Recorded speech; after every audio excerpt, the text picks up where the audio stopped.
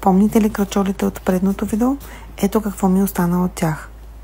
2 по-големи парчета и други по-малки, които обаче ще оставим за следващо видео. Сега ще работим с големите. Искам да направя ъглов книгоразделител. Режа квадрати с по 10 см всяка страна. Двете парчета са с лице едно към друго. За книгоразделителя ми трябват 3 парчета текстил, така че ще отрежа още едно парче деним, като искам да използвам тази дупка на късаната част от дънките. Режа, сресвам и сгъвам на триъгълник.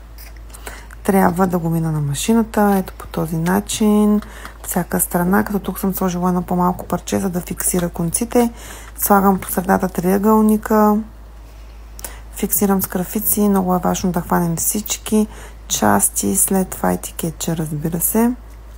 Оставям си дупка, през която да обърна книгоразделителя. Другото го шия.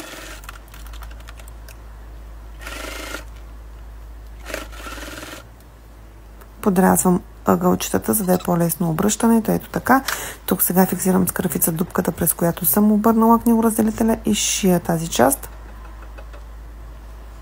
Готово!